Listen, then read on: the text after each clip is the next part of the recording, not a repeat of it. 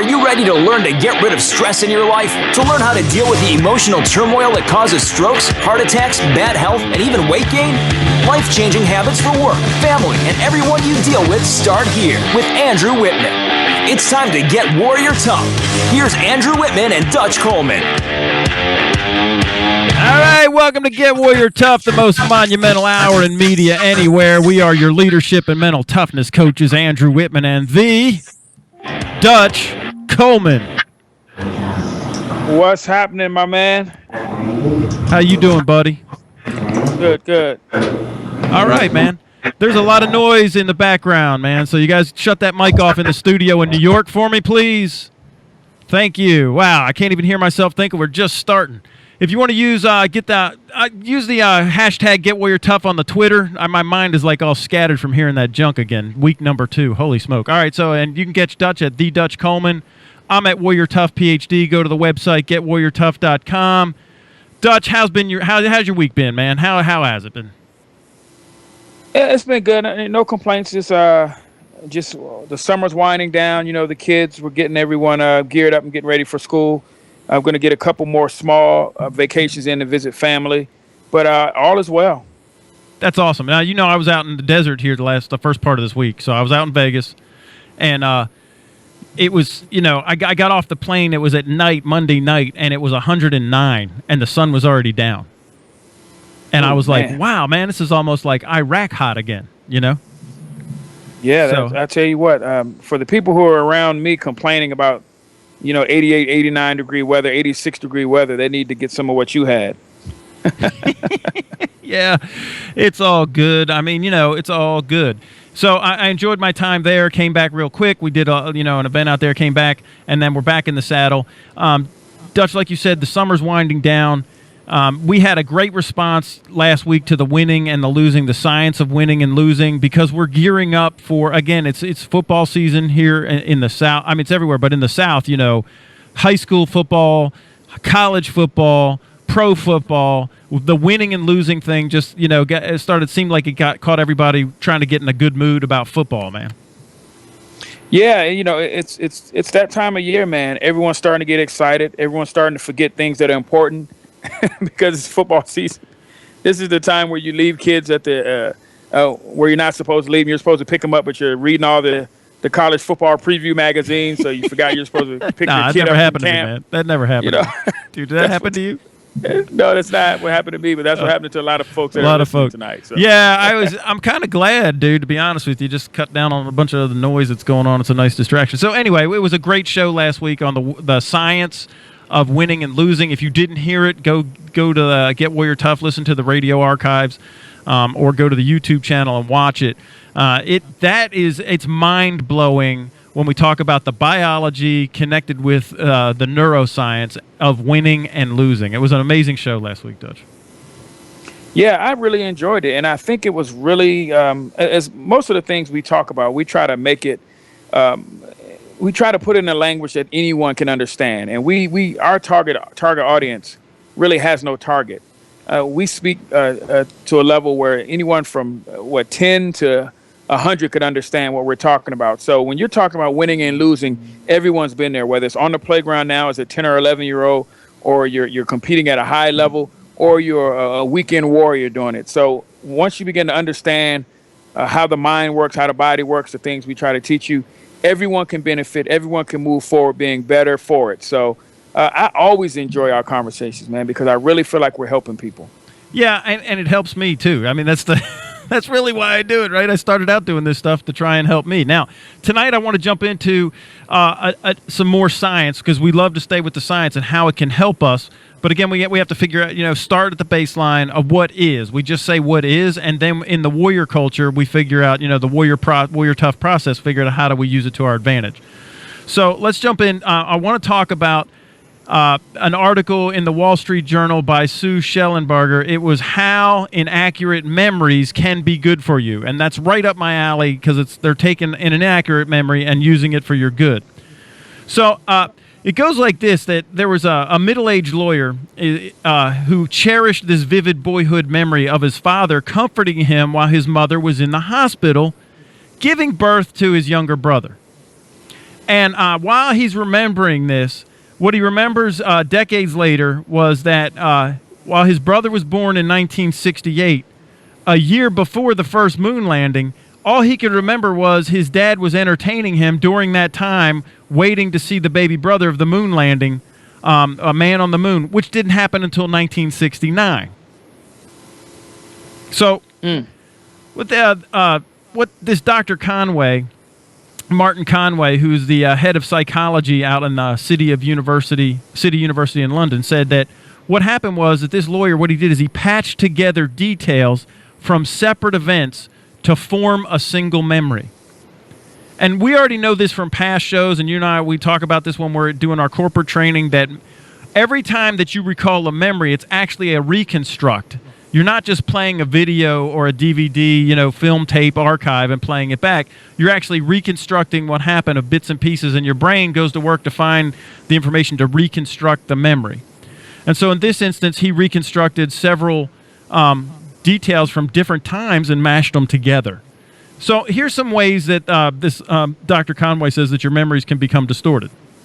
And Dutch, I want you and I to talk about these a little bit before we jump into the findings.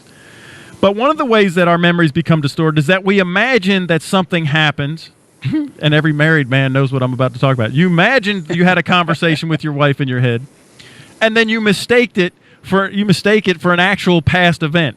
Like in your mind, you had a conversation, then you'd be like, "I told you," and then no, that never happened, man. There's science behind that, guys. So I'm just giving you cover. Has that ever happened to you, man? I have no idea what you're talking about. Yeah, man.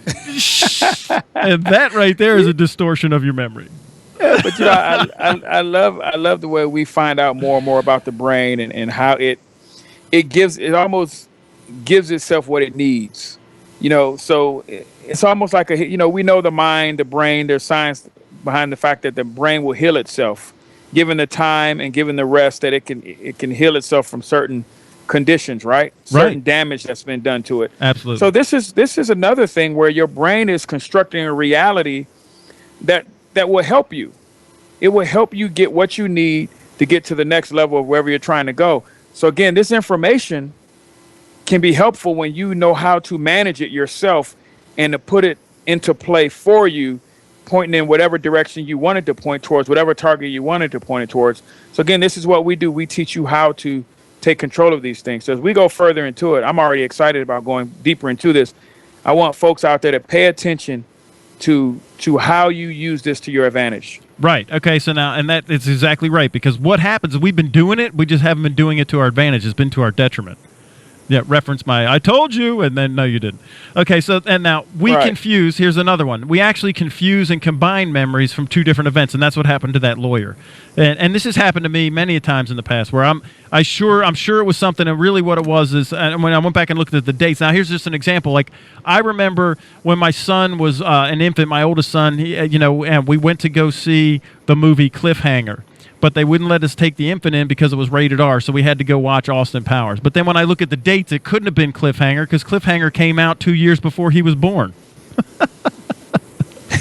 So I'm not sure what happened, man. And I honestly, for the life of me, and then my son was like, "Well, that's why I have a connection to that movie. You've always told me that story." Now to find it, goes, "That's it. I'm sticking with it." I'm like, "Yeah, I am too, man." It was a great story. Well, that story serves its purpose. It's a great story for everything that you needed it for. It fits, except for it's just not accurate. Yeah, it's not factual, right? Yeah, your brain gave you what it needed at the time, and it fulfilled its purpose. And that's it. That's pretty much it. Right. I'm just not sure. I'm not sure if there was we were in Cliffhanger and someone brought an infant and they were crying the whole time. And I'm like, seriously, you brought a kid to an R? That might have happened before I had kids, and then I'm the guy trying to bring in. That might have been what happened. I'm not sure. But we do confuse and combine memories of two different events. And then they come in, it gets mashed. It goes into the blender of our mind and comes out completely different. Now, has that ever happened to you? Where you thought because you played football, man, where you're like, that was a great play, and then you saw the highlight reel and you're like, man, that wasn't what I thought. That no, never because happened. they were all great plays. Yeah, that's what I'm talking about. Yeah. I do think I recall things happening, and I hadn't been able to disprove them, but in my own mind and my own memory later, I started to question it myself. So if I'm thinking about times where me and my buddy went and cut grass, and then we went to the arcade afterwards, and I'm thinking of the games we played, and I'm thinking, you know what, that couldn't have happened because almost every time we cut grass from sun up to sundown, and after the sun went down, I wasn't able to go out to the arcade. So at the age I was, and so that couldn't have happened that way. But my memories was us cutting all these yards and then running off to the arcade and then spending some of the money that we made and all that. But that couldn't have happened because we always went from sun up to sundown, which means I went straight home afterwards. So maybe there were days where we didn't cut the grass and we spent our money from the previous day, but it was never we went after we finished cutting the grass, because that would have been at night, and I know that didn't happen. Right. So this is, this is just, it's life. That's how the human machine works, and we got to understand it.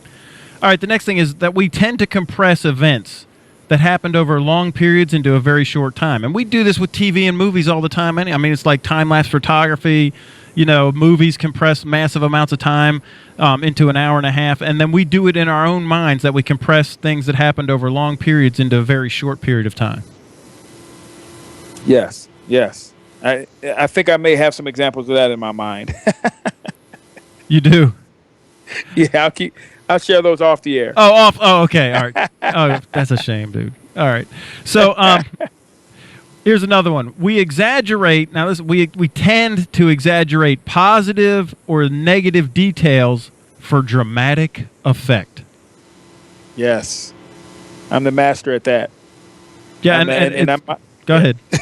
Mine usually has a comic effect, but I definitely, my buddies will attest to this when I'm telling stories. Man, I'll make it. I'll exaggerate to the highest degree, and everyone's laughing. We're having a good time about it. So I do that on purpose. But some of it, I believe, some of it naturally, to a degree, you believe it happened that way, and some of it you add for, like you said, a dramatic effect. But there's something in your brain that really believes that stuff, and you're just taking it to the next level. Right. No, that is really, and our discussion about fact and truth and perspective, and how your 11 million bits to the 126, pointed and become a medical self-fulfilling prophecy. That's what happens with either the positive or negative details that you exaggerate in your memory. Like, one thing could stick out and be like, someone else be like, I don't even remember that happening, but it made you really mad or whatever. Then that's the one thing that you remember. Yes. Like, and somebody, right? That's why eyewitness testimony is so unreliable, because it's all based on truth, and that's what the memories are, all based on truth, not facts, which we're finding out right here. And this is why our discussion about facts and truth is so vital to having a successful career, being successful in your job, being successful at home, both in your marriage relationship with your kids, relationship with the neighbors, with the boss, with the family, siblings, parents. Understanding fact that truth is just so vital. Yeah, it's life changing.